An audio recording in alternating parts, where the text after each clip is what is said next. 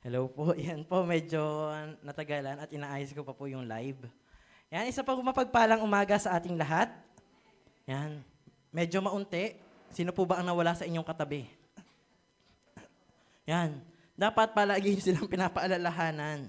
Kasi nga po, pag binabasa niyo po ang Biblia, lagi po doon binibigyang diin ang araw ng pagpapahinga. Diga po, sabi nga po, may 6 na araw para magtrabaho.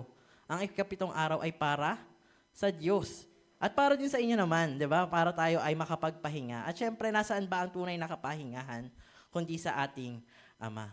Yan, tinawag ako ni John Paul kasi kanina nagtatanong siya, anong tatawag ko sa iyo?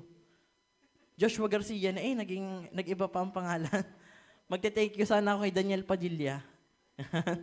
Yan po. Sabi nga po, last time, ano po ang topic natin? Sino pong nakatanda ng topic ni Pastor? Ay, walang nakatanda. O, Matthew 6:33, ano po? Seek first the kingdom of God. Ay, siguro hindi niya nasabi kasi nga wala siyang PowerPoint. Pero yun po ang kanyang topic. Seek first the kingdom of God. At alam po natin, kaya po tayo nandito kasi may hinahanap tayo. At sabihin nyo ngayon, matatagpuan mo yung hinahanap mo. Yan. Ano po bang hinahanap nyo ngayon? Bago bang asawa? Kapartner? Ang matatagpuan po natin ngayon ay ang Diyos. At handa na po ba kayong makatagpo ang Diyos? Yan po, kung handa na po kayo, ay makipagbukas po kayo sa akin, sa ating verse ngayong umaga, na ating matatagpuan, yan, sa Acts. Pwede po bang makilagay dyan? Wait lang po.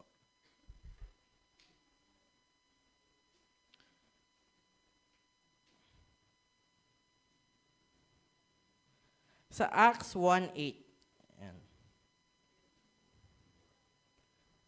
Nandiyan na po ba kayo? Yan. Kaya po kaya nung ating PowerPoint na ma-play?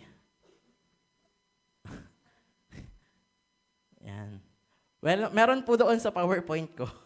May PowerPoint po ako dyan. Yan po.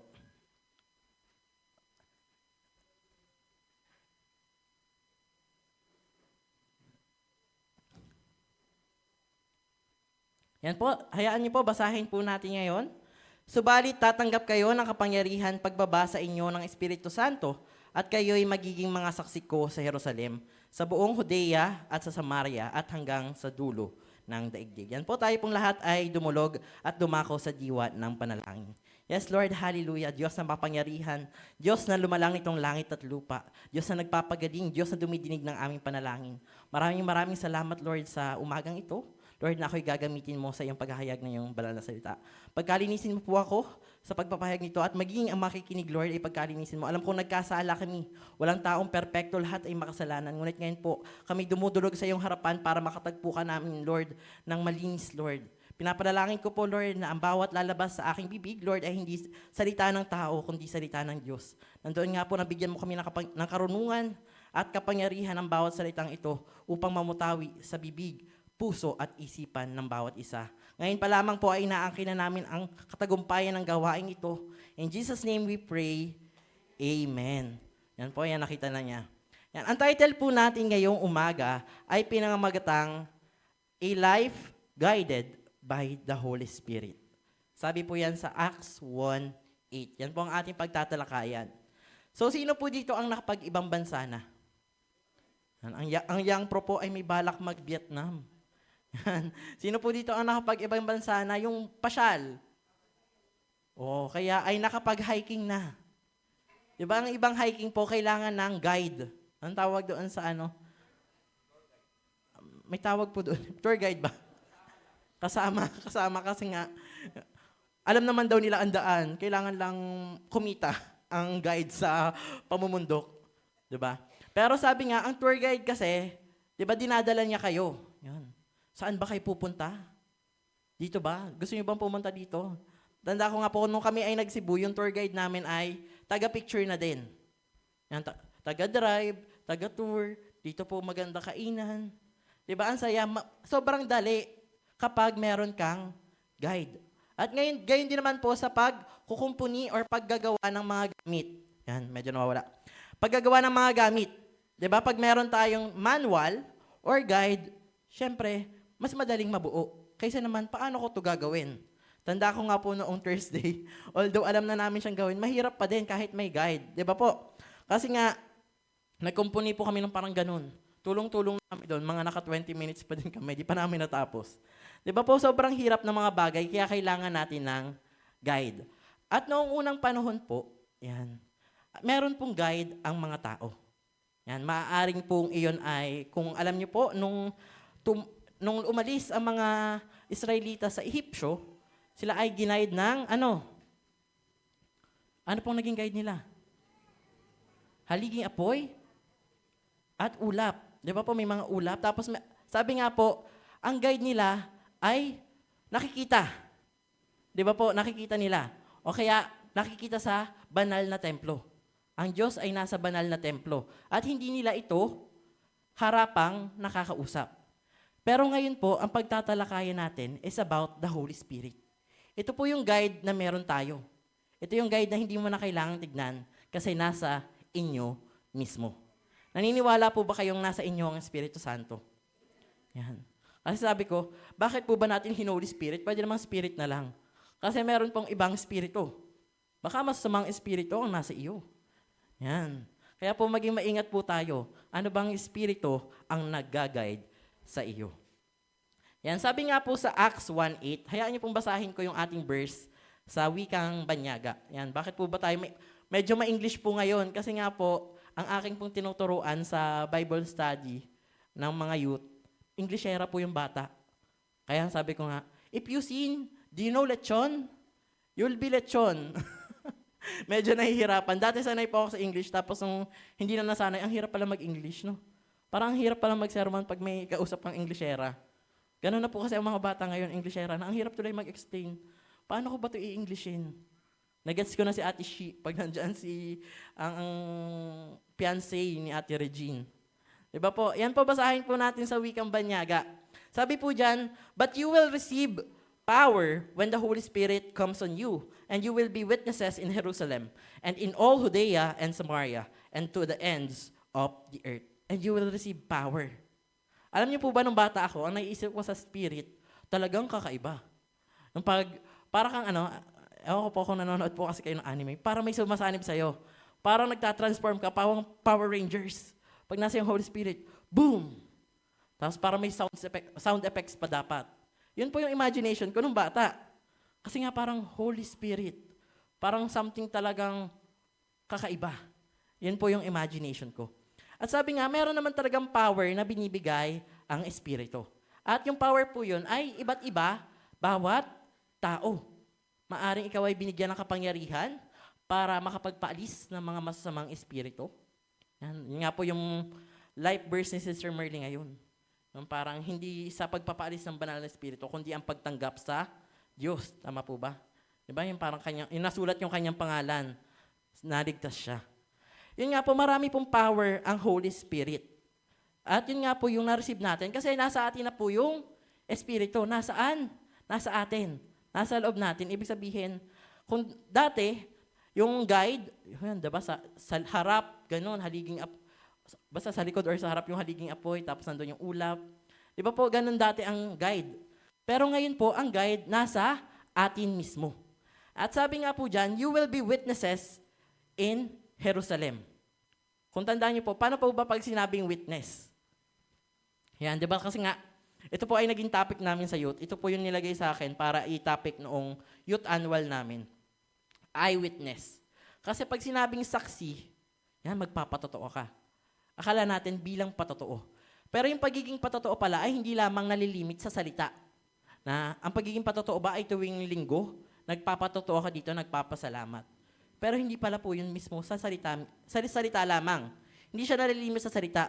Maging sa ating mga gawa. Nagiging buhay tayong patotoo dahil nga may nakikitang pagbabago.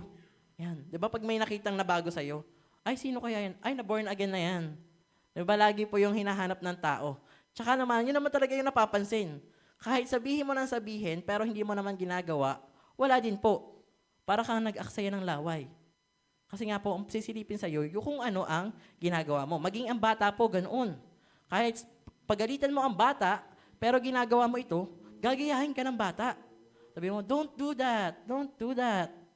Pero ginagawa mo, gagawin yun ang bata.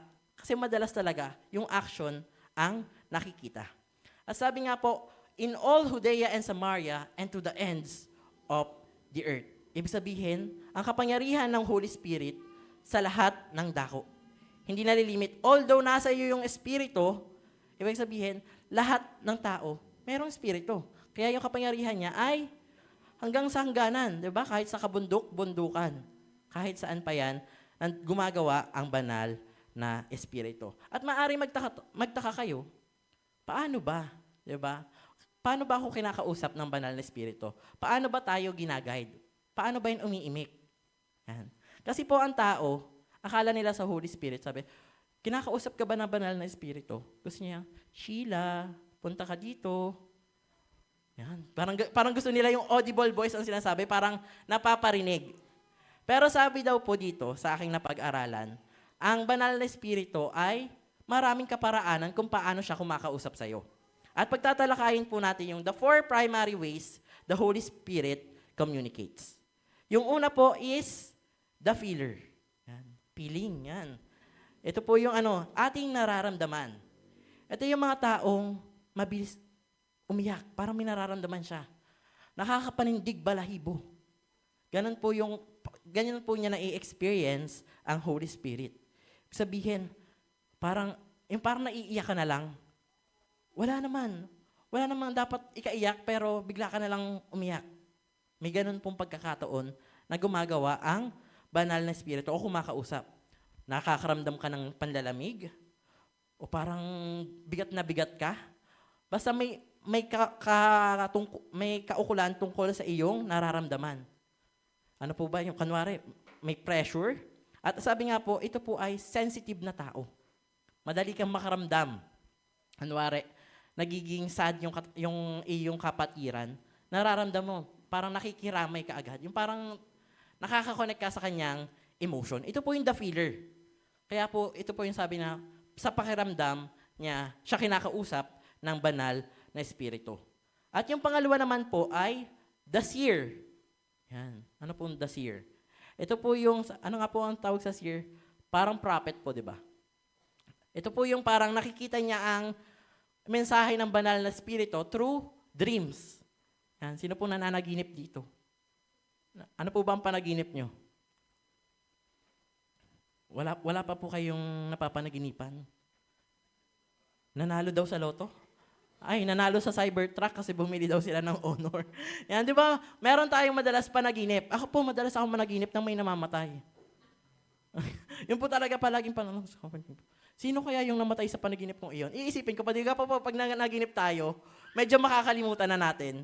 Ako po naman, pag nanaginip, pagkagising ko, tatype ko agad sa cellphone ko. Kasi po mabilis natin makalimutan yung panaginip. Di ba po? Kahit kagano ka-intense yung panaginip, tapos medyo lumipas ang oras, limot mo na siya. Ano nga ulit yung panaginip ko? Di ba po? Parang nakakalimutan mo siya. Kaya sobrang halaga din po na pag nananaginip ka, sinusulat mo kasi minsan yun ay kapahayagan ng Diyos. Ito po yung nakakakita ng mga storya sa Bible. Napapanaginipan niyo po ba yung storya sa Bible? Na parang movie. Yan. O kaya may nakikita ka bang symbol? Nakakita ka daw ng ng tae. Hinagisan daw ng tae yung bahay. Yun po sa Korea ay magandang meaning. Yayaman ka daw. Tapos yung, sabi ko nga po dati, pag po nanaginip ang tao, pwedeng bilhin. Pag maganda yung panaginip mo, bibilhin ko yan. Ito ang pera. Pwede na ba? Tapos, ikaw na yung makaka-claim ng good luck na meron yon. Pero ito pong sinasabi po ditong this year, ito po yung binibigyan ng Diyos ng kapahayagan ng malinaw na imahe. Ibig sabihin po, malinaw talaga. Parang hindi ka mapakali hanggat hindi mo siya nasasabi. Kasi po ito ay mensahe na nagmumula sa Diyos. Kaya kailangan po itong maipahayag. Pero maging maingat po tayo. Kasi maaring imagination din natin yung ating nakikita. Kasi nakapanood ka ng horror film. Di ba po, madalas, sino pong nanonood ng horror? Pag nanood ka ng horror, sa gabi, kakatakot talaga, madalas kakatakot ang iyong naginipan. Kaya maging maingat po tayo. Sabi po sa pangatlo, the hearer. Ito po yung nakakaparinig. Sa paano ba? Ito po ba yung yung talagang ang Diyos umiimik ng malakas. Parang dagundong. Yan, di ba? Sabi nga, pag tumunog ang trompeta. So, alam niyo po ba, kakabasa ko nung mga verse sa Revelation ng tumunog ang trompeta. Pag nakakaparinig akong trompeta, feeling ko end of the world na. Di ba? Woo! Parang may ganon. Parang tumatawag ng Diyos. Di ba po? Sabi po, ang the hearer po, ito po yung true words, scriptures, or inner voice. May kumakausap sa isip mo na hindi mo alam kung sino. Madalas nga ito ay kinaklasify as, di ba yung parang may nasa kanan, may nasa kaliwa. Nakapanood na po ba kayo ng mga cartoons na ganoon? Sa Tom and Jerry po, madalas yun. Nandito yung, yung angel, nandito yung devil. Gawin mo to, huwag ka nang sumimba. Hindi, sumimba ka. Di ba, may nag-aaway. Sinong kakampihan po natin pag gayon? Dalawa ang boses. Sino ang pakikinggan? Sino po ang pakikinggan natin? Siyempre, sino po? Yung angel. Sabi ng angel, sabi ng devil, naging Bisaya, devil. Sabi ng devil, magpahinga ka na, huwag ka nang sumimba. Para makapagpahinga ka naman. Sounds angel, di ba? Pahinga kasi. Di ba? Para hindi ka mapagod. Yan. Kaya po maging maingat din po tayo sa ating napaparinig. Maari naman habang nagsasalita dito sa una, parang kakaiba yung mensahe niya. Alam niyo po ba, may mga ganun talagang pagkakataon. Kasi tanda ko po, nung na-aksidente sila kuya, noong nabunggo yung kotse, alam ko na. Kasi may kakaiba nung sinabi ng mama, mag-ingat kayo. Parang ibang dating niya sa akin, parang naman niya sinasabi, sabi niya, mag-ingat kayo, makakarating din kayo sa inyong, makakauwi din kayo, parang ganun po ang sabi niya. Kaya nung tumawag para sa Ate Danica, sabi ko, Ma, na-aksidente to. Sabi ko na agad, at tunay nga po, na-aksidente. Diba? Maaring ganoon ang kapahayagan ng banal na espiritu. At yung last one naman po ay the knower. Ano naman po yung the knower? Yung alam mo na. Ito po yung parang may mga bagay na hindi pa natuturo sa iyo, pero alam mo na. Kunwari nagbasa ka ng Biblia. Na-gets mo na agad yung message na gustong iparating ng Diyos. Kasi, sabi nga, yung Holy Spirit na nasa iyo ay nagbigay sa iyo ng karunungan para madali mong maalala or maunawaan ang Biblia. At sabi nga po, ito yung mga taong kahit hindi mo pa sabihin, nalalaman na niya. May discerning spirit po ito. At sabi nga po, although marami pong paraan para ikaw ay kausapin ng Holy Spirit, tayo po ay maging maingat. Kasi hindi lang naman po Holy Spirit ang espiritu sa mundo. Yan. Maging ang kaaway ay magaling. Nagbabalat kayo pa nga. Di ba naging ahas? Sabi nga po, ang dami pong ginagawa ng kaaway. At madalas tayo po ay naliligaw. Kasi di ba, sabi nga, ito ba ay Holy Spirit? At paano po natin malalaman kung ito po ba ay galing sa banal na espiritu? Sabi nga, if ito ay naaayon sa Biblia. Kaya nga po tayo ay may Biblia bilang ito ang ating basihan. Pag hindi na siya umayon, hindi yan galing sa banal na espiritu. Dahil hindi ito naaayon sa Biblia. Kaya yun po ang ating maging basihan para tayo ay hindi maligaw. At wag po tayong mainggit o kaya ay maghanap. Diba sabi nga, may mga tao kasi na gifted talaga. Na, ay gusto ko din mapakinig ang Diyos. Gusto ko din clear. O gusto ko din makita yung mensahe ng Diyos. Pero sabi nga po, iba't ibang paraan gumagawa ang Diyos. Maaring nakausap ka na niya, pero hindi mo nalalaman na siya na yun. O maaring pinagsasawalang bahala mo na lamang. At alam niyo po ba, na ang buhay ng tao, may tinatawag po tayong life cycle. Diba? Kung paanong ang butterfly, saan po nagmula ang butterfly? Siya po ay uod. Diba? Ayaw natin sa uod. Tapos nung naging butterfly, ganda-ganda naman. Diba po? Nakita niyo po ba yung wedding? Na yung entrance ng bride, may butterfly. Why not? Pag kinasal kayo ay may uod naman. Tapos magiging butterfly. Nag-transform. Di ba po? Ang butterfly ay nagmula sa uod, naging cocoon. Tama po ba? Naging cocoon tapos naging butterfly. Di ba po? Pero ang human life cycle po, ganito daw po. Sabi po dyan, una ay ipinanganak. Siyempre, para maging tao, papanganak ka muna. Di ba? Dumaan din dyan si Jesus Christ. Pangalawa ay gumawa ng mga kaibigan. Kasi bata pa, break friends, Sara, friend tayo. Di ba po, ganyan. Sino po madaming kaibigan dito? Ako po ay Montila. Kaya nga sabi ng mga kuya ko, aba, nagre-reunion pala ang kapatid ko. Kasi nga, hindi daw ako pala kaibigan. Yan. Make friends. Pangatlo ay mag-aral. Pang-apat, magkaroon ng kasintahan. Yan. Edi wala pa pala ako, nandun pala ako sa 3. Wala pa ako sa 4. Yan, edi wala pa nga ako lalo na. 5 kasi, graduate. Yan, kasi pag nakapagtapos na ng pag-aaral, pang-anim ay magtatrabaho. At pag nagtrabaho na, pwede na magpakasal. Di ba pag may trabaho na sabihin, pwede ka na magpakasal. Di nga, pag sa reunion, yan, si Syra pwede na siguro, may trabaho na. 2 yata trabaho eh. O, edi pwede na. Yan, di ba? Di ba? Pag may trabaho na pwede na, magpakasal. Kaya nga pag di ba ganun tayo pag nasa reunion, sabi nga kaya ayaw na ng mga Gen Z pumunta sa mga reunion kasi pag nakita ka, naku, kukulitin na naman ako sa pag-aasawa na rin. Mga kamag-anak na rin. Di ba po? Ganun ang sinasabi nila. Pag nag-asawa na, gusto na dapat magkaka-baby. Yan. Sa ate po, pinagpe-pray na po namin niya magka-baby. At sabi nga, pang-9, divorce. At alam niyo po kung bakit nilagay ko yan? Kasi sa lahat ng binasa kong human life cycle, may divorce. Aba, planado pala ang divorce. Need po ba ito?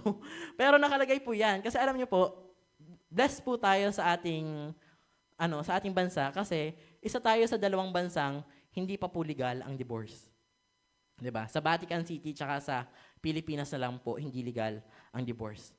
Yan. Kasi nga sa iba, kung ayaw mo na sa asawa mo, ay kakapagod na naman 'to.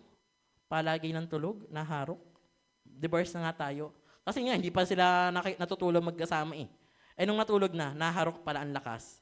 Hindi makatulog. Kaya divorce na lang. At after daw po makakapag-divorce, emigrate. Lilipat na ng bansa. Yan po. Sino po nang lilipat? Sila Ninang Bilit. Yan. Diba? Lilipat ng bansa. Nasa plano po yan. Ng tunay, ay ng tao. Ng karaniwang tao. At after nun, ay magre-retire na kasi mayaman na. Yan. Retirement na po ba tayo? Sa Ate Sheila, retirement agad, bata pa. Tapos, after ng retirement, gagawa ka na ng pamana mo. Ano po bang papamana ko kay Buboy? Baka utang yan. Ay siya, wag na. So, di ba po, ano po bang papamana natin sa ating mga anak na sulat na po ba natin? At ang last po ay, mamamatay na kayo. Patay na kayo. Tapos na eh. Nasulat nyo ng pamana, papatay na kayo ng papamanahan nyo. Ganun po ba? Di ba? Kasi tapos na eh. Ay, akin na pala. Siya, mapatay ka na. Papakainin na ng kung ano. Gusto mo matamis? Lechon. Yan, para ma-high blood. Diba po? Yan po ang ginagawa. Yan po kasi ang plano ng tao. Pero hindi po yun ang plano ng Diyos. Kasi maaring nandoon ka pa lang sa relationship, naging 13 ka na agad, namatay ka na. O diba, habang nag-i-study ka, nagka-anak ka na agad, naging 8 na agad. Diba po? Iba pa rin ang plano ng Diyos. Diba? Parang hindi natin alam kung masusunod ba natin yung plano ng tao. At never talaga, or hindi talaga madalas na nasusunod yung plano ng tao. Pero alam niyo po ba, ang tao po, sabi dyan, human longs for certainty, but God leads one step at a time. And you can only move forward when you obey His voice. Yan, ibig sabihin po, tayo gusto natin ng kasiguraduhan. Tunay ba yan? Ganyan agad, di ba? Gusto natin sigurado agad tayo. Di ba pag nag-invest tayo, alam niyo po ba ang investment, talaga namang walang kasiguraduhan. Kaya sabi, yaman ba tayo dyan? Magiging ganito ang pera mo. Hindi natin sure, kasi maaring malugi. Pero gusto ng tao, sure na sure. Di ba po? Pero sabi nga, yung the way ng kay Lord, kung paano siya mag-lead, pati yung Holy Spirit, is one step at a time. Hindi mo malalaman hanggat hindi ka humahakbang. Hakbang ka muna. Hakbang ka ulit. Hakbang. Pero hindi mo alam kung saan ka tutungo, pero alam mo, nasa tamang daan ka. Sabi nga po, you can only move forward when you obey His voice. Hanggat hindi ka humahakbang, hindi ka aabante. Ika po, yan po ang ating tatandaan. At ngayon po, ang pagtatalakayan po natin, matagal na po ba ako? Yan. Ang pagtatalakayan po natin, ano nga ba yung tunay na buhay kapag ikaw ay nililid or ginaguide ng Holy Spirit? Sabi po dyan, yan, a life guided by the Holy Spirit is a life of surrender. Sumusuko ka. Yan. Sumusuko ka na ba? Yan. Diba? Sumuko ka na. Yan, tututukan pa ng baril. Diba? May ganun po sa police ba yun? Tama ba? Diba? Pag mako-corner na nila. Tapos, syempre, hindi naman susuko yun. Eh, di makukulong. Diba po? Manlalaban. Tapos, mang-hostage. Ganun po ang nangyayari. Pero ano po ba itong pagsukong ito? Maging malinaw po sa atin na iba ang pagsuko sa laban sa pagsuko sa Diyos. Pag sumuko ka sa laban, ikaw ay talunan. Pero pag sumuko ka sa Diyos, ikaw ay magtatagumpay. Yan. Hindi po, pag sinabing sumuko, talo ka na kasi wala ka nang magawa. Madalas po, ganyan tayo. Diba? Tsaka lang natin ipagpapa sa Diyos pag hindi na natin kaya. Kaya po maging maingat tayo. Sumusuko ka ba kasi natalo ka na? O sumusuko ka kasi alam mo ang Diyos ang magtatagumpay para sa iyo. Basahin nga po natin ang James 4:4. Yan, medyo English nga po. And you adulterous people, don't you know that friendship with the world means enmity against God? Therefore, anyone who chooses to be a friend of the world becomes an enemy of God. Sino ba yung kaibigan mo? Yan, pag kaibigan ka ng mundo, kaaway ka ng Diyos. Tunay po yun. Maging sa usapang tao. Diba? Pag kaaway mo yung isang tao, ayaw mo yung best friend mo, friend pa rin niya. Diba po? Kasi alam mo, magkaiba kayo magkasalungat kayo. Ibig sabihin, ano ba? Kanino ka pa talaga panig? At ganun din po sa Diyos. Hindi ka pwede maging kaibigan nitong mundo, tapos gusto mo kakampi mo ang Diyos. Hindi po ganoon dapat. Sabi nga po dyan, gusto kasi natin madali. Talaga naman po, gusto ng tao ng madali. Kaya nga po ang daming naiimbento ng tao. Sabi nga, bakit ang daming inventor? Kasi po ang daming tamad. Ang daming tinatamad. Gusto nila mapadali ang mga bagay. Diba? Noong una, nagawa ng washing machine. Naging automatic. Tapos gusto ngayon, sasampay na. Diba? Lahat na parang mapadali. Baka gusto nila may taga-suot pa sila. Diba po, may mga ganun talaga. Nag-iisip na ang tao para mapadali ang buhay. Baka nga pwede may nakahiga ka na lang. Tapos lahat na gagawin. May taga-subo ka na. Hindi po, hindi malayo. Kasi nga, ganun nakatamad ang tao. Pero tandaan po natin, sinabi po sa Luke 13:24. Make every effort to enter through the narrow door, because many, I tell you, will try to enter and will not be able to. Doon tayo sa makipot na daanan. Kasi pag mahirap, masikip. Di ba? Talagang doon naman talaga yung tamang daanan. Kasi pag maluwang, bakit ba siya maluwang? Para maakit ka. Dito ka. Diba? Pinapapunta ka doon para ikaw ay maligaw. Ikaw po, sino po dito ang nakapag-hiking na? Pag nag-hiking po kasi kayo, medyo may daan na nakakalito. Saan ka dito? Kasi dalawa kanwari. Dito. Diba? Kaya nga kailangan talaga ng guide. Pag nag-hiking po talaga kayo, yung mga hikers namin, adventurers, gumagawa ng sariling daan. Yan po. Diga po, talagang maliligaw ka at pag naligaw ka, pagod ka. Diga po, kakapagod, babalik ka na naman, ay, mali pala yung nadaanan ko. Diga po, kaya nga po, kailangan po nating maging maingat kung ano ba yung daan na ating tatahakin. Yung tamang daan o yung madaling daan. Doon tayo sa tamang daan. Dating daan daw. Doon daw sila sa dating daan. Nadaanan na kasi, kaya nga dating daan. Ibig sabihin, tried and tested ba? Ayan po. Sabi nga po dito, we recognize the right path through the Spirit. Nalalaman natin yung tamang daan sa pamagitan ng Espiritu. At sa pamagitan noon, nare-recognize natin ano ba yung dapat nating dalhin, ano ba yung dapat nating alisin. At sabi nga, hindi po tayo nabibilong dito sa mundong ito. Taga dito ka ba? Yan. Kasi temporary residents lang po tayo. Kasi pag namatay ka, hindi ka na taga dito. Taga saan ka na po? Taga saan ka na po? Yan, taga langit daw. Siguro nakabili na ng lupa si Sir Loring sa langit. Yan. Nakabili na. Magkano ka po ang tinda noon? Magkano po per square meter? 10,000 ba? Makabili na. Di ba po? Hindi pa natin sure. Or maaring yung iba ay sure na doon ka na mapupunta, pero hindi natin alam kung kailan. Kailan ba tayo makaka-claim yan?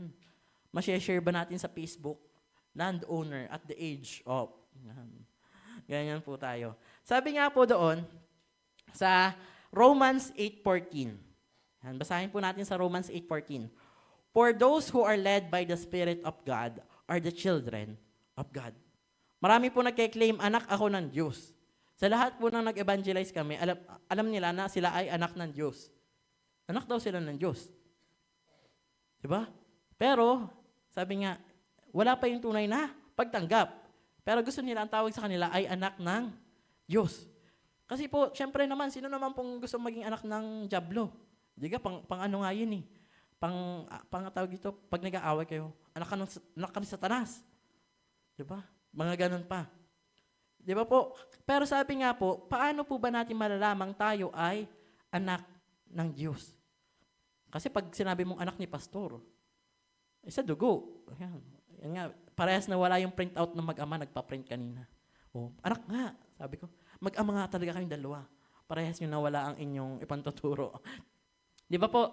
Paano natin malalaman sa DNA? Pero paano natin malalaman pag ikaw ay anak ng Diyos? Sa pamagitan ng inyong pananampalataya. At sabi nga po, the first thing we should do para maging anak ka ng Diyos ay to surrender. Yan. Sumuko na po ba kayo? Yan. Kapag po ba nagdadrive ng isang kotse, ilan po ba ang dapat nasa driver seat? Isa? Malay mo, sobrang sweet. Si Ate Sheila, umupo kay Kuya Jomar. Ganun po ba? Di ba? Pag nagdadrive, isa lamang naman. Kasi pag dalawa, ay saan pa ito nga? Ay gusto naman doon sa isa. Ay doon sa isa. Di ba po? Mahihirapan. Magkakaroon ng kalituhan. Kaya nga po, di ba, pag sa K-drama, bakit nagkaka-car accident? Kanwari kinidnap yung isa, gaganto yung isa, yung ano, doon. Di, nabangga. Di ba po? Kaya nga po, tandaan niyo po yung kanta. Kung alam niyo po yung kanta, favorite to ni ate dati, ewan kung favorite pa niya ngayon. Jesus takes the wheel. Dapat, ang Diyos ang bahala kung saan ka mapupunta. Siya po yung magdadrive. Sabi nga, passenger princess. Yan, may experience niyo po. Kung hindi niyo na-experience sa asawa mo na maging passenger princess at ikaw ang taga-drive, yan, may experience mo sa buhay pananampalataya. Gusto niyo po ba yun? Yan, kasi yan yung gustong-gusto ng mga millennial. Maging passenger princess, Disney princess. Hindi naman lahat ng princess maganda. Di ba po? Pero sabi nga po, ang lahat ng anak ng Diyos, maganda. Ayan po. Sabi po dyan, resistance hides in excuses and in delays. Sabihin natin sumusurrender tayo, pero hindi pa rin talaga tayo sumusuko. Madalas po ganun ang nangyayari. Kasi sasabihin natin, suko na ako, pero next time na, pag matanda na ako, pag nakapag-ipon na ako. Di ba po? Madalas po ganun. Ganun talaga. Kung isipin niyo po, halos lahat ng mananampalataya, pag gusto nilang pumasok sa full-time ng pagiging ministeryo ng Diyos, or sa full-time ministry talaga, sabihin nila, mag-iipon muna para may assurance na meron silang dudukutin in case na mangailangan sila. Kasi nga po, hindi naman po talaga madaling maging lingkod ng Diyos. Kasi kung pera lang talaga, hindi talaga siya talagang sasapat. Pero sabi nga, ang Diyos kasi hindi nagpapabaya. Diba po, in many ways, talagang nagpo-provide ang Diyos. Sabi nga po, kung alam niyo po yung tagpo, yan, i-next po natin. Kung alam niyo po yung tagpo kay Pedro, yan. Alam niyo po yung tagpo ni Pedro, yung naglakad siya sa tubig. Yan. Sabi diyan, Peter walked in the water when he trusted Jesus. But the moment he focused on the storm, he sank. Diba? Nakapaglakad naman siya sa tubig. Pero nung pinansin niya yung bagyo, ano nangyari? Unti-unti siyang lumulubog. Kasi nga, imbes na mag-focus siya straight sa Diyos, doon siya nag-focus sa nangyayari sa paligid niya. Wala pa yung full surrender. Partial pa lang po ang ginawa niya. Sabi po dyan, his faith led him to step out, but his fear made him fall. Natakot siya. Diba? Ganun naman talaga tayo, di ba? Pag hindi natin alam, kanwari tayo sumakay. Tanda ko naman po yan. Sumakay ka sa tricycle. Gabing-gabi. Biglang sinabi mo, doon lang po sa may sala. Biglang umikot.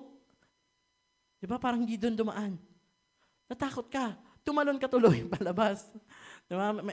Ang tanda ko po yun nangyari doon sa anak ni Brother Dodo. Yung babagsak na po, yung parang babagsak daw yung tricycle, yung sasakyan yata. Tumalon tuloy itong anak. Yung anak na aksidente, tumigil naman po yata yung tricycle, napahinto naman. Tuloy ang aksidente, yung tumalon. Diba? Nawala yung pananampalataya. Sabi nga po dyan, we trust God for a moment and take control back when things look uncertain. Sinasabi natin, nagtitiwala tayo sa Diyos. Pero the moment na parang hindi na umayon sa gusto natin, wala na. Ako na ulit. Lord, ako na magmamaneho. Ako na. Ganun po ang nangyayari. Sabi nga po, the things that you are trying to control are the things that control you. Yung mga bagay na gusto mo makontrol, kinokontrol ka niya. Yan, masyado kang sa pera. Ganto lang ang gagastusin ko, ganto. Yan. Dahil nga parang piling mo, parang kulang pa. Trabaho pa ako. OT ako sa Sunday. Di ba po? Kaya nakokontrol ka ng pera. Imbes na ikaw yung gumagamit sa pera, ikaw ang ginagamit ng pera. Ganun na po ang nangyayari. At sabi nga, the things that you refuse to surrender are the very things that have power over you. May mga bagay, paano ba yung partial surrender na sinasabi? Sa pananalapi, maaari mo siyang mag-surrender ka. Lord, yung 10%, yung tithes, bibigyan ako ng love offering. Pero pagdating sa time, pero Lord, hindi mo na ako sisimba sa linggo. Para mas marami akong pang-tithes. Meron pang tawag dito, compromising. Inaano mo pang, Lord, okay naman yun, no, Lord, para naman lumaki yung church namin. Papahabain natin. Tatrabaho lang ako ng another 8 hours para lumaki yung tithes. Di ba po? Pero sabi nga po, yun yung may power sa'yo, yung pera. Kasi nga, hindi mo siya mag-give up. At madalas po tayo, ganito po tayo nangyayari. Sabihin natin, let your will be done. Ayan. Di ba? Ganyan yung sinabi ng Diyos sa Gethsemane. Tama po, Gethsemane po ba? Tama. Gethsemane. Yan. Sa lugar na iyon. Di ba sabi, let your will be done. Ang nais mo siyang mangyari. Pero, sa moment na parang, di ba, para pong sa tao, alam niyo po yun sa tao, pag sinabi, saan mo gusto kumain? Saan gusto mo pumunta? Ikaw bahala. Tapos sarap sa Jollibee. Ba't naman dyan? Di ba po, may ganang mga tao talaga. Ano pa talaga? Saan mo ba talaga gusto mong pumunta? Di ba? Tapos sabihin, kahit nga saan. Dito, ba't dyan? Ganon din po tayo sa Diyos. Sabi, let your will be done. Pero pag sinabi ng Diyos, pumunta ka dito sa Saklawit. Huwag naman dyan, Lord, ang layo. Di ba? Dito ka. Pwede ba dito na lang? Hindi pa rin. Will mo pa din. Sabihin mo, let my will be done, Lord. Driver ka lang. Ako yung pasahero mo. Deliver mo lang ako dun. Diba? Ganun ang nangyayari. Ginagawa nating driver, chauffeur. Ang tawag doon? Chauffeur ba? Butler na lang. Medyo mahirap yung banggitin. Ganun po ang nangyayari. Ginagawa natin ang driver ang Diyos sa gusto nating mangyari, sa gusto nating puntahan. At sabi nga po sa 1 Corinthians 6:19-20. Yan. Do you not know that your bodies are temples of the Holy Spirit who is in you, whom you have received from God? You are not on your own. You were bought at a price. Therefore, honor God with your bodies. Yan. Malinaw po dyan. Kasi nga, sabi nga nasaan ang Holy Spirit? Nasa atin. Di ba po, pag tayo ay nakikiupa, yan, paano po pa? Meron tayong ka-roommate. Dapat hindi lang ikaw yung masusunod. Di ba? Hindi pwedeng ikaw, yung gusto mo lang. Madalas nga, dapat nga, nakikitira ka lang eh. Parang ganun po ang nangyayari. Kaya nga sabi, we are temples of the Holy Spirit. Yung may-ari, siya ang masusunod. Kaya nga, di ba binili ka na? Ibig sabihin, alipin ka na ng Diyos. Kaya dapat siya na yung masusunod. Kaya kailangan na yung full surrender. Hindi pwedeng mas magaling ka pa sa amo. Di ba? Madalas tayo ganun, magaling pa tayo sa amo. Wag naman, Lord, pagod pa ako ngayon. Bukas na. Pwede po ba yun sa amo? Sa katulong nga po, napapatulpo na eh. Kasi nga yung katulong, pwede ka pong maka-advance, tapos hindi na bumabalik. Ganun po nangyayari. Ang hilig mag-pray. Meron po ganun. Pag nakuha na yung prayer, next time na ulit, pag may another prayer. Di ba? Pag may another prayer request, tsaka na lang ulit sisimba. Ganun po ang nangyayari sa tao. At pangalawa po, kung ang una po ay surrender, ang pangalawa naman po is a life guided by the Holy Spirit is a life living in truth. Yan. Nabubuhay po ba tayo sa katotohanan? Parang hindi ah. Ano po ba? Kasinungalingan po ba yan? Yung pag-aasawa niyo po ba ay, ang pinangako niyo po ba sa inyong asawa ay, ano lang, lip service, para mabola lamang, para mapakasalan ka. Yan po. Dapat po tayo ay namumuhay sa katotohanan. Sabi nga po sa John 16 verse 13, but when He, the Spirit of truth comes, He will guide you into all the truth. He will not speak on His own. He will speak only what He hears and He will tell you what is yet to come. Yan. Ibig sabihin, the Spirit of truth. Hindi po the Spirit of falsehood. Ibig sabihin, lahat ng sinasabi ng Spirito ay pawang katotohanan lamang. Kasi marami po ngayon ang nagpipiling propeta. Nakikinig po ba kayo kay kay Jay Costura? Kilala niyo po ba yon? Kalbo po ba yun? Tanda ko medyo kalbo siya. Di ba po? O kaya kay Rudy Baldwin, na lagi nang pumutok si Taal. Lagi ng Batangas ang target ng kanyang hula. Hindi naman nakatiraga po sa Batangas si Rudy Baldwin. Di ba po, lagi nang si Batangas. Siguro paniwalain ng mga Batanggenyo.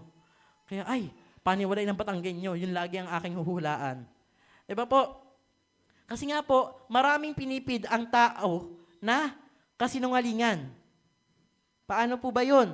Kasi, di ba, kanwari, ganito, na sabi nga po, maraming mga bagay na sinasabi nila, tama. Kanwari yung mga paniniwala ng matatanda.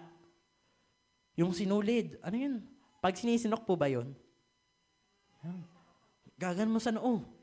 Gusto mo lang yatang malawayin ng bata eh. Parang tinahi. Di ba? Di ba ang daming paniniwala na kasi yung alingan lamang, dahil nga nakasanayan na natin, paniniwalaan natin, ipapasa natin ang ipapasa. Di ba? Pag nagkasakit, tapalan mo lang yan kay Tuklaw.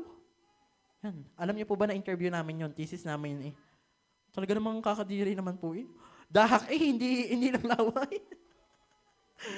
Sabi, tatry pa sana namin, abay kayo.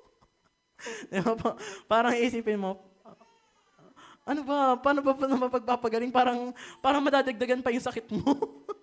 Naisip niyo po ba yun? Pag nakita niyo mga ganon. Di ba po, ang daming pinipid sa ating kasinungalingan na, ang dali kasi. Parang kung isipin mo, kanwari, imbes na magpa-doktor ka, mas mura naman talaga. Di ba? Parang madali, kaya dun ka na lang. Kahit hindi mo sure. Diba po? Pero sabi nga po kasi, the Holy Spirit is not something na unsure. It is sure. Diba? Kaya nga prophets, yun ang, kasi itong sinasabi nila, Jay Costura nila, Rudy Baldwin, kanwari hindi nangyari. Sasabihin nila, sinabihan ko kasi kayo, di nakapag-ingat kayo, kaya hindi nangyari. Yun ang sinasabi nila. Diba po? Pero ang sinasabi ng mga propeta, kung tatandaan niyo po, nangyayari kahit anong mangyari. So po, sinabi nila, pero mangyayari pa din. Diba? Kahit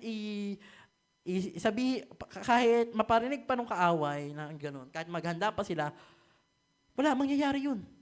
Kasi galing yun sa Diyos. At ang Diyos po ay totoo.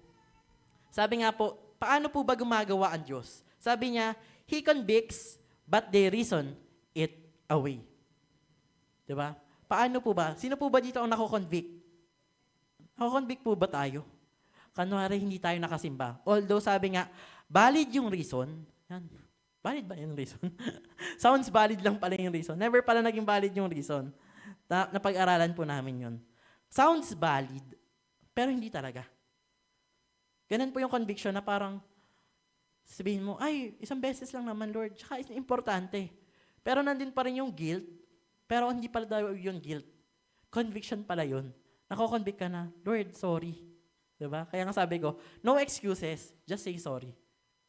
Kasi kahit anong mangyari, nagkamali ka pa din. Kapag hindi mo siya napili tuwing linggo, sorry. Hindi mo sasabihin, Lord, hindi naman ako nag-outing. Ako naman ay pumunta sa ganito. Pero sorry pa din. Huwag ka na magre-reason. Sorry, Lord, napili ko ang mundo. Sorry, Lord, kasi nauna ko to. Sabi nga po dyan, we are from God, and whoever knows God listens to us. But whoever is not from God does not listen to us. This is how we recognize the spirit of truth and the spirit of falsehood. Sino po dito nakapag-evangelism na? Yan. Ako po kasi ay nagtuturo sa aming Bible study. Sabi ko, pag tayo nag-evangelism, malalaman mo. Meron tayong talagang tinatawag natin parang discerning spirit na malalaman mo kung yung bahay ba na pupuntahan mo, tinatanggap ka. Diba? Yung mga bahay kasi na, kilala ko naman yung Diyos. Isa lang naman sinasamba natin. Diba? Madalas pa ganun ang sagot nila. Pero sabi nga, pag sila ay nakakakilala kay Kristo, malalaman nila na tayo ay galing kay Kristo. Na yung sinasabi natin ay mula kay Kristo. Kasi nga po, sila ay nag-aaral din ng salita. Malalaman nilang nasa Biblia din talaga. Hindi lang pala ito naimik basta-basta.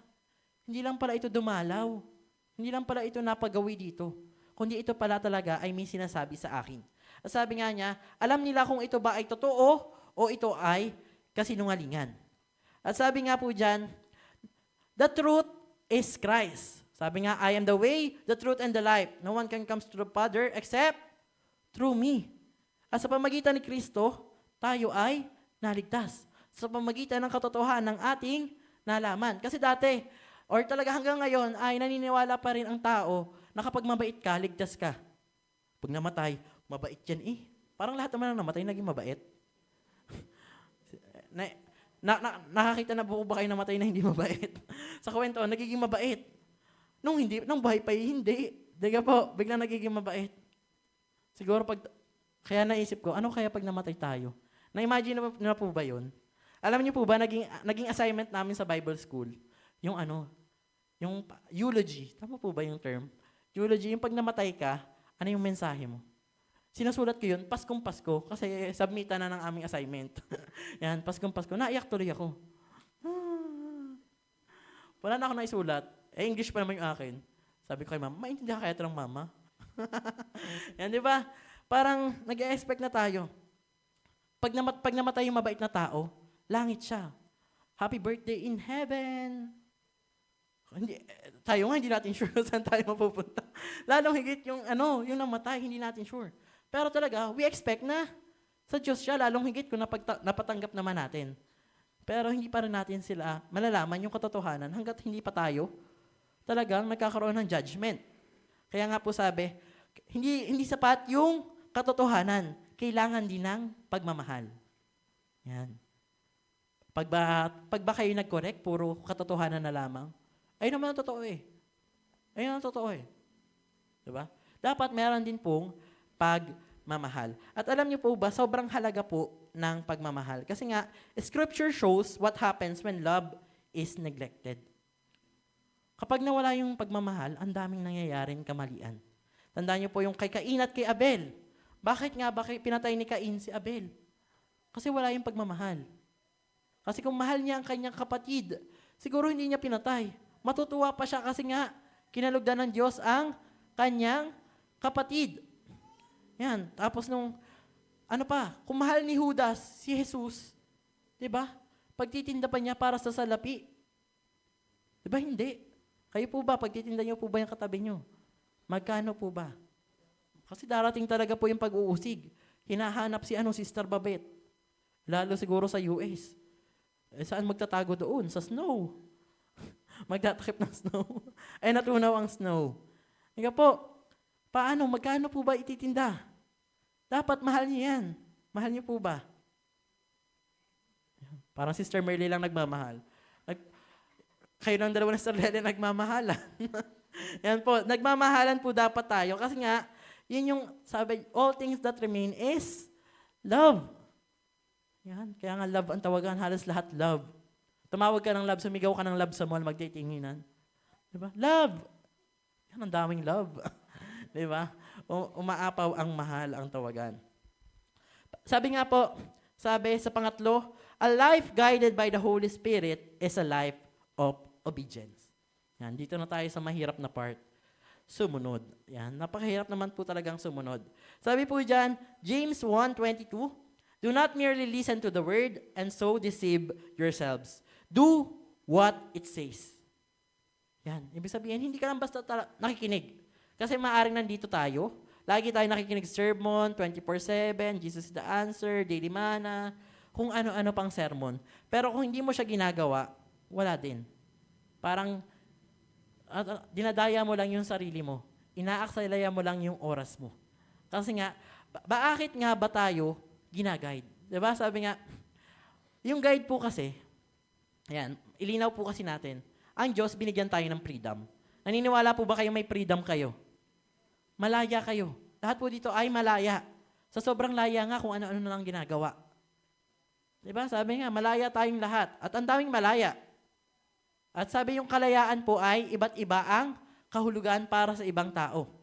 Yung kalayaan, maaaring pwede niyang magmura, maglasing, magpakalayaw. Yung kalayaan, wala na siyang magulang na pipigilan siya, na bawal umalis. Yan. Sabi nga, or pag malaya ay, hindi, nakakagalaw siya ng husto. May pera na siya, pwede na siyang maglakwatsa. Yan. Pero sabi nga po, yung kalayaan po na meron tayo ay talaga namang nakakatakot. Kasi nga, with great power comes great responsibility. Binigyan tayo ng Diyos ng kakayahang pumili. Yan. Binigyan niya tayong pumili. Sabi nga, guide lang po ang Diyos. Sabi nga, kahit ang tour guide, sabihin, wag po kayong umapak dyan. Ay, ikaw si pasaway, anong gagawin pag umapak? Ay, madudulas pala. Di ba may mga ganong pagkakataon? May guide tayo pero hindi natin sinusunod. Kasi nga meron tayong freedom. Gabay lamang siya, hindi naman tayo pinipilitan. Ganito gawin mo. Hindi tayo puppet. Tao tayo. Di ba? Kaya nga, dapat maging careful tayo sa ating mga ginagawa. Sabi nga po dyan, delayed obedience is disobedience. Palagi po yung sinasabi. Ang mamaya ay hindi pagsunod. Pag sinabi po palang mamaya, diba? Ang daming, madalas ay sa magulang to, pag nag-uutos, mamaya na lamang. Pero yun po pala ay disobedience. Talaga naman. Lalong higit sa Diyos. Kasi madalas yung inuutos ng Diyos ay immediate. Paano ba yung immediate? Talagang, ngayon na. Hindi mo pwedeng sabihin, mamaya na lang, Lord. Bukas na lang. Gabi na. Diba? Yung parang sabihin, mag-pray ka, ngayon na. Kaya ibigay mo yan, ngayon na. Diba po, hindi po pwedeng i-delay. Diba? Madalas tayo, mahilig tayo mag-delay eh.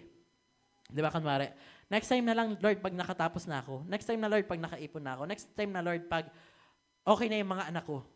Tandaan nyo, nakita nyo po ba yung pattern? Delay ng delay. Diba? Parang nakakaisip tayo ng dahilan. Diba? Sabi nga, kung inuuna natin yung life cycle natin, pwede natin idahilan yung next. Next time na, Lord, pag ano na, pag magre-retire na ako. Pag-retire ka na. Next time na, Lord, pag pinanganak ulit akong, ganun po ba? Kasi nga, pagod ka na, hindi ka na makagalaw. Kaya ka nga nag-retire kasi lumpo ka na. Paano pag-ayon? Di ba po? Kaya sabi nga, delayed obedience is disobedience.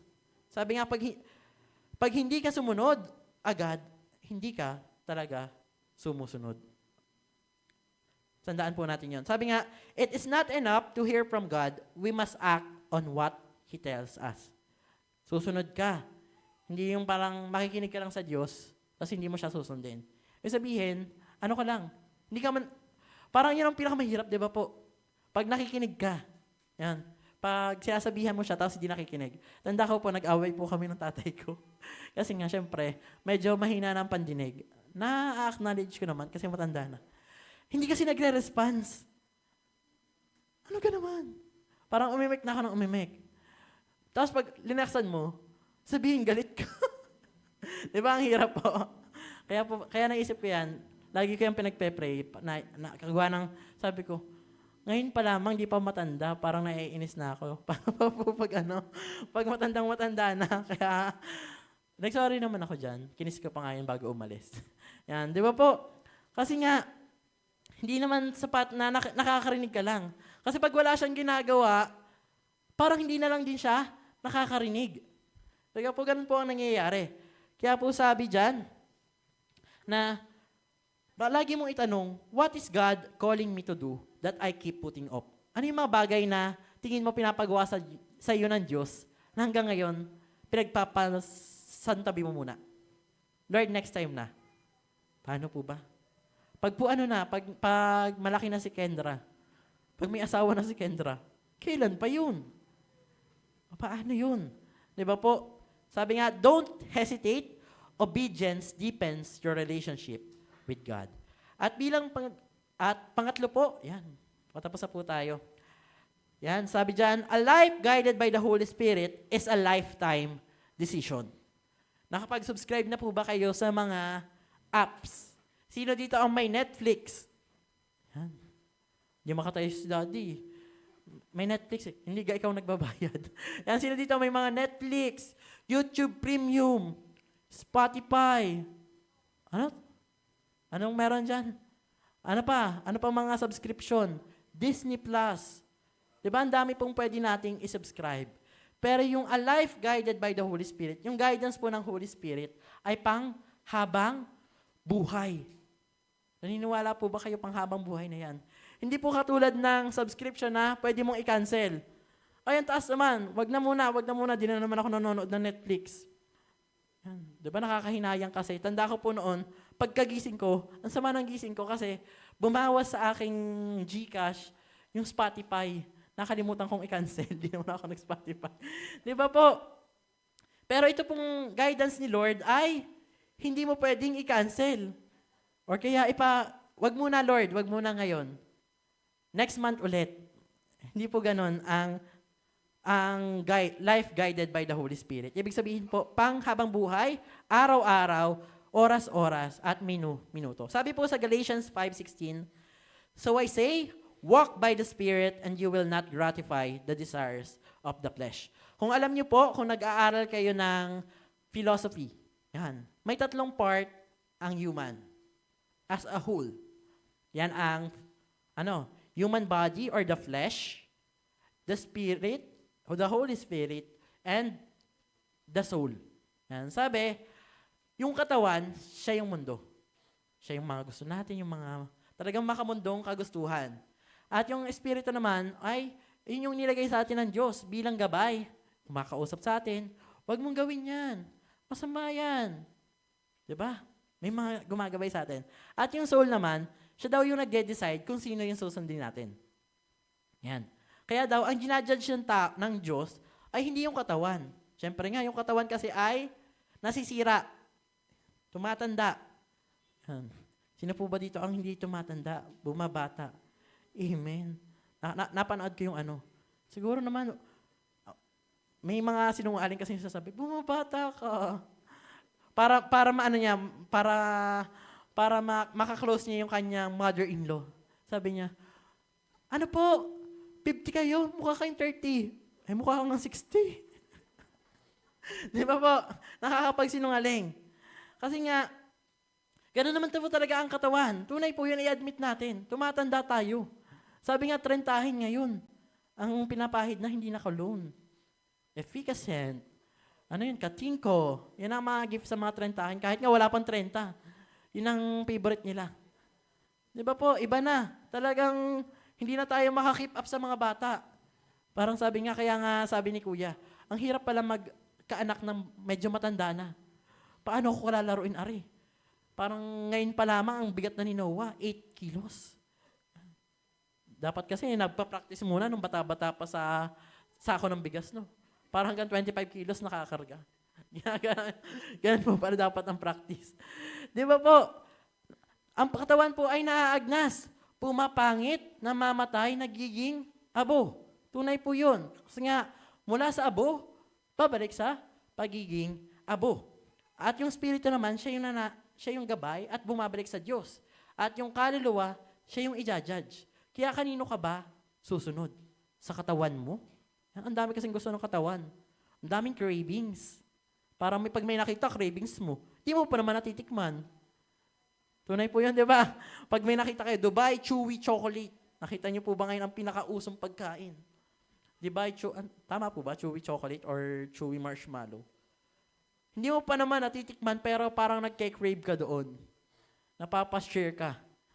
Di ba? Ganyan kasi yung flesh, dinadaya tayo. Tapos pag natikman mo na, hindi naman pala masarap. Gusto lang i-try. Di ba? Ang daming dinideceive tayo ng flesh. Pero sabi nga, kung ang gabay natin ay Holy Spirit, doon tayo susunod. Huwag tayong makikipunta sa iba. Ibang nanliligaw yun eh. Bakit mo siya susundin? At sabi nga po, kung alam niyo po na ang Holy Spirit ay merong bunga. Yan po, tandaan niyo po ba ito? Sana po ay tandaan niyo, sabi sa Galatians 5:22-23, but the fruit of the Spirit is love, joy, peace, forbearance, kindness, goodness, faithfulness, gentleness, and self-control. Against such things, there is no law. Walang batas laban dito. At ang pinaka napansin ko po dyan, kasi gumawa po ako ng lesson na panturo sa Sunday School about dyan. Bakit kaya sinabing fruit of the Spirit, hindi fruits? Di ba ang dami? Parang ang alam ko po, siyam yan, di ba? Bakit hindi fruits? Di ba parang mali naman grammar niyan. Someone na OZ, OZ sa mga ganyan. Bakit naman fruit lang? Bakit, di ba dapat fruits? Kasi nga po, hindi pwedeng isa lang. Isa siyang kumpol para matawag siyang fruit of the Holy Spirit. Kasi maaari kang maging gentle kahit wala ka sa Holy Spirit. Gentle. O kaya pwede kang maging kind, di ba? Nang hindi mo tinatanggap si Kristo. Pero sabi nga, yung lahat na yan, all in one. Parang yung puno sa heaven, di ba? Parang maraming bunga. Ganon din po yan. Ang fruit of the Spirit, all in one. Kapag nasa iyo na yung bunga ng Espiritu, lahat yan mapapasayo. Yung love, joy, hope. Hindi naman po. Kahit si Coco Martin po yun. Love, joy, hope. Yan po. Sabi nga po dun sa kasunod na verse sa 25, since we live by the Spirit, let us keep in step with the Spirit. Dahil namumuhay tayo sa Espiritu, dapat sundin natin ang Espiritu. Saan po ba tayo nakakonect? Saan po ba tayo nakakonect? Connected pa po ba tayo sa Wi-Fi? Dapat hindi tayo sa Wi-Fi nakakonect. Nakakonect tayo sa Diyos. Kasi ito yung never nawala ng signal. Kasi akala ng tao, hindi sila kinakausap ng Diyos. Dapat ang tinatanong mo, nakikinig ka ba sa Diyos? Kasi maaaring kumakausap siya, pero ikaw, nagbibingi-bingihan, kaya bingi na talaga. Kasi ayaw mo siyang pakinggan. May mga ganyan pong pagkakataon. At hayaan niyo pong i-end ko to, ang aking sermon, sa mga ito. Sa ito, dito. Yan sabi dyan, although we are guided, we are given the freedom. Yan sabi ko kanina. Malaya tayo. Sabi nga, may freedom ka. Kahit anong mangyari. Sabi nga, pwede kang pumatay. Tunay po yan. Pwede kang mangaliwa, mangabit, pwede kang magnakaw. Kaya mo yan. Wala man sinasabi, hindi mo yan kaya. Diba? Parang kaya mo talaga yan. Kasi nga meron tayong freedom na sinasabi. Pero dahil alam natin, we are guided by the Spirit. Alam natin, hindi naman porket may freedom tayo, gagawin natin yun. At sabi po dyan, the freedom to choose whether to follow the leading of the Holy Spirit or not. Yan. Susunod ba ako sa Diyos o hindi? Sisimba ba ako o hindi? Di ba ang daming mga choice? Life is full of decision. Yan. Ano bang iinumin ko? Kaping barako, 3-in-1, Starbucks. Minsan talaga pag mayaman na, caviar. Masarap kaya ang caviar sa breakfast. Yan, tapos mga steak na lang, salmon, tuna, mga ganun na ang pagkain natin. O kaya hipon, sinigang na hipon. Sabi ko, mayaman ba kami? Kasi naisip ko, ayoko ng ulam na sinigang na hipon. Piling ko tuloy ang yaman ko. Ayoko na ng hipon. Di ba? O kaya ng parang, di ba pa pag tumatanda na ayaw na nila ng mga ganon, gusto na nila mga gulay, nahalata mo talagang tumatanda na eh. Pag ayaw na nila ng karne, sa gulay-gulay na, sarap niyan, sige. Sige po. Yan, marami po talagang decision na ginagawa natin. Sabi nga, ginagawa natin yung mga decision na yun para mapahaba yung ating buhay. Pero syempre, hindi pa rin yun yung masusunod. Kahit you eat healthy, you can die early. Yun naman talaga. yung kagustuhan pa rin ng Diyos ang masusunod. Pero lagi po nating tandaan, a life guided by the Spirit, although you are guided, may pag-asa pa rin tayo na maligaw. Sabi nga dyan, madaling maligaw ang ayaw sumunod. Madaling maliligaw. Kasi pag sabi mo, kaya ko to. Sabi nga, surrender eh. Kaya nga dapat, pag daw nabubuhay ka na sa Diyos, hindi na kaya ko to. Kaya ng Diyos ko to. Ay, di ba? Parang sa lahat ng bakbakan, kaya mo na. Malakas ang backer mo eh. Di ba? Malakas ang kakampi mo. Yan. Sino po ba ang kakampi natin? Sino po ba ang nagbibigay ng direksyon sa buhay natin? Yan lang po ang ating tandaan at tayo pong lahat ay tumayo at dumako sa diwa ng panalangin. Yes, Lord, hallelujah. Maraming salamat po, Lord, sa mensahe ngayong umaga. Tunay nga po, Lord, na ang buhay na ito, Lord, ay kailangan ng gabay na nagmumula sa iyo, Lord. Pinapanalangin ko po ang bawat isa. Nandoon nga po na nag-i-start yung taon na ito, Lord, na kami ay ginagabayan mo at tunay na kami ay sumusunod sa iyo, Lord. Ang mga salitang ito, Lord, ay hindi lang aming napakinggan, kundi aming gagawin sa aming buhay at lalong higit sa aking buhay. Ito po ang aming samot panalangin. In Jesus' name we pray. Amen.